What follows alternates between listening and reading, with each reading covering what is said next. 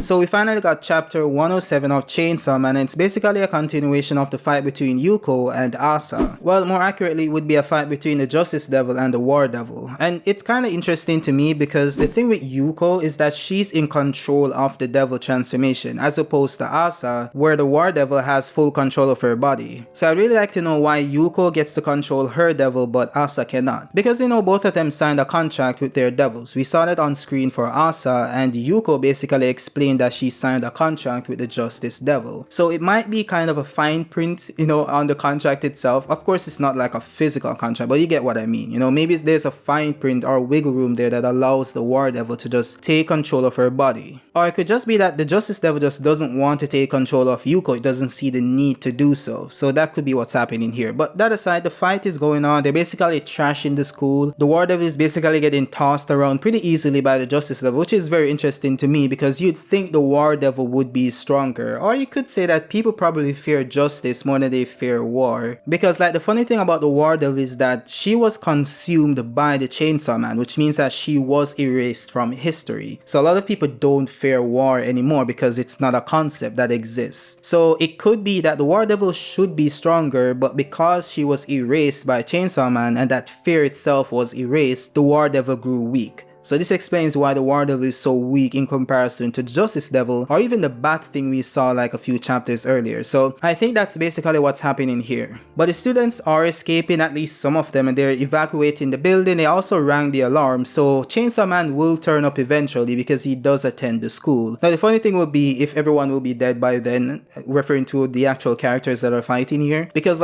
it's been a while since they rang the alarm, we haven't seen him. Now it's possible that Chainsaw Man isn't in school, that's Denji, maybe he's doing something else, maybe he didn't come to school today. So this would be a very bad time to hatch this plan the War Devil is trying to cook up here, because basically what she's trying to do is lure Denji out so he can come and they can fight. But the funny thing about this is if the War Devil can't defeat the Justice Devil, how the hell is she gonna defeat Denji, the Chainsaw Man? It's kind of weird the logic the War Devil is going here with, because the War Devil is very weak, as I just explained. She's barely able to fight the Justice Level. And this is for multiple reasons, because you could say that the War Devil isn't as strong because she isn't able to create the weapons she's trying to create, because she explained that she's able to create weapons out of people and things. She also explained that the stronger the connection to the host, the stronger the weapons will be. So if she turns Yuko into a weapon, that weapon will be very strong. But the funny thing about it is that the War Devil doesn't seem to be strong physically. But we also have to take into account that she hasn't really transformed, which is very weird because the Justice Level is basically in its full form here, full alien devil form, and the War Devil is still in Asa's body. She hasn't transformed into her full devil form as yet. I'm wondering why. It could be that she's saving her power for Denji, and that's why she seems so weak. But we have something interesting that happens later on in the chapter, so we'll get to that. Now, of course, we know from the prior chapter that Yuko's entire plan is to kill all the bullies that bullied Asa. And the funny thing about this is that Asa didn't really try to stop her, which I found very weird. Maybe she's dense or slow, because it was very clear what Yuko was going to do to the students. And Asa showed indications that she understood this, but she still left, and then she tried to go back, which the War Devil prevented her from doing. But even while she was there in the yard talking to Yuko, it was very clear what Yuko was planning on doing to the students, but she's kind of willfully ignorant, in my opinion. She's willfully ignorant because I think it benefits her in some way. I think she's okay with her doing it, but she doesn't want to say it. But I guess we'll see later on in the chapter, or maybe next chapter really. But Yuko does fulfill her plan somewhat, because she finds the girls and she basically asks them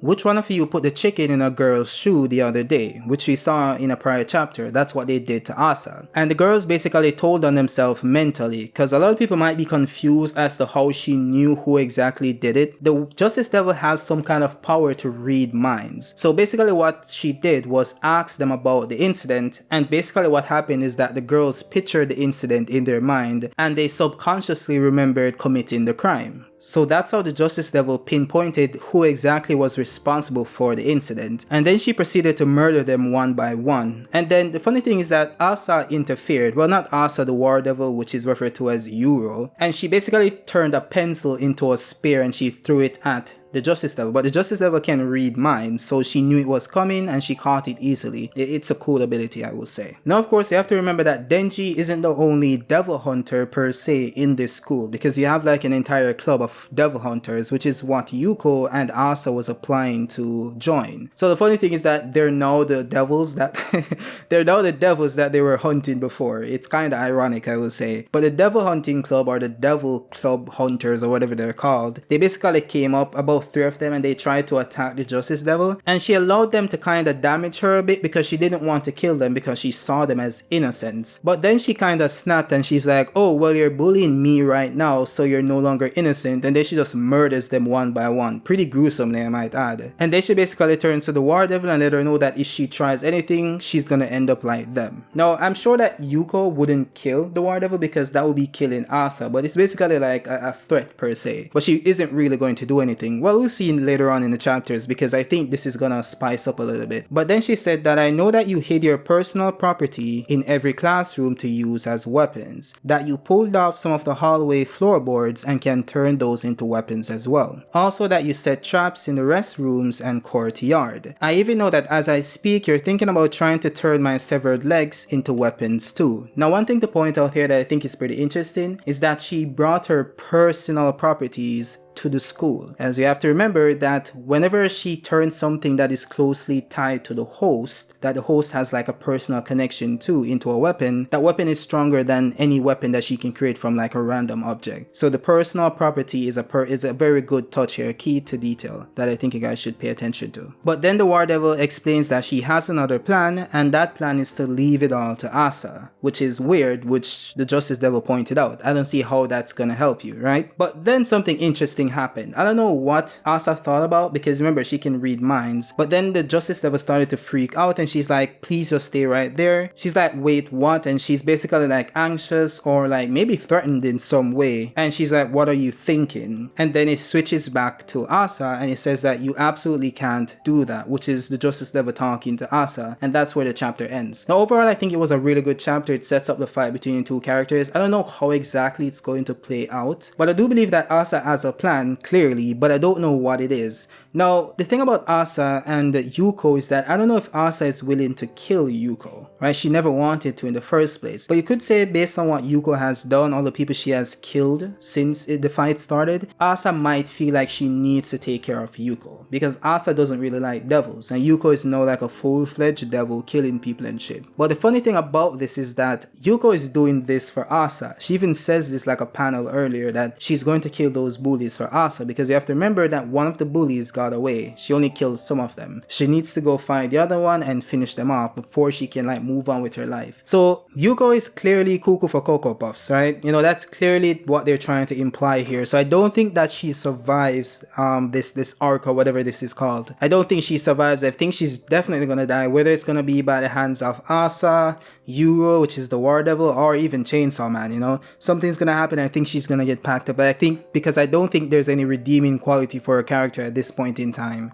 based on the amount of people she has killed. So I don't think they're gonna like let her off the hook for it. But you know, we'll see what happens though. I think these characters are pretty cool characters. I didn't want this to happen because I thought Yuko was a pretty cool character, you know, based on her personality and how she treated like Asa and she was there for her and stuff. So it's gonna be very tragic when Asa has to kill her. It's kind of like a parallel between the relationship between Denji and Haki. And of course, I'm referring to the fact that Denji had to kill Haki because he turned into the Gun Devil and was killing a lot of people, right? But as I'm thinking about this, they might actually go the opposite direction. You know, whereas Denji had to kill Haki, maybe Asa doesn't have to kill Yuko. Maybe she saves her instead, as opposed to what Denji did with Haki. You know, I'm not saying that Denji could have saved Haki. I don't know a way he could. But I'm saying that maybe they go a different route here, because that was kind of implied for Denji's character. Maybe I could have saved him, yada yada yada, but we don't know how he would have saved him, but that's kind of something that was implied. If you guys want me to do more Chainsaw Man reviews, let me know in the comment section and I will, because I think it's a really cool series. I actually finished it like a week ago or something, so I'm very fresh to the series in general. So I'm planning on doing like chapter reviews going forward for the arc that they're on right now, and you know, of course, arcs in the future as well. So drop a comment down below, you know, drop a like as well, and subscribe to the channel if you're new, and I'll see you guys in the next one. Peace out.